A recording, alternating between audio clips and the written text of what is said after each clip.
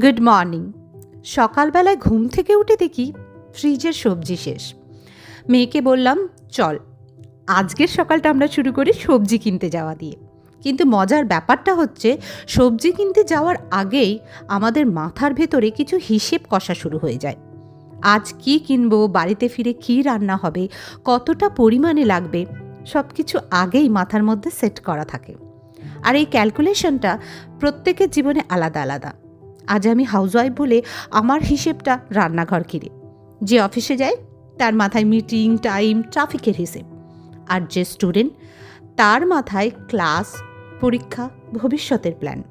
কাজ আলাদা, কিন্তু হিসেব কষাটা সবারই আছে। এই হিসেব কষার মধ্যেই জীবনটা এগিয়ে চলে। তারপর বাজারে যাওয়া, কথা বলা, দরদাম করা, সব মিলিয়ে এগুলিই আমাদের রোজকার লাইফের ছোট ছোট দৃশ্য। খুব সাধারণ, কিন্তু অদ্ভুতভাবে শান্ত। আর সব শেষে আছে সেই চিরচেনা মুহূর্ত। হিসেব মিটে গেলে দোকানদার বলে, এই নিন ধনে পাতাটা। আর এই একমতো ধনে পাতাই মনে করিয়ে দেয়, জীবনে মাঝে মাঝে সব হিসেবের বাইরে গিয়েও একটু আনন্দ ফ্রিতে পাওয়া যায়। কি তাই তো?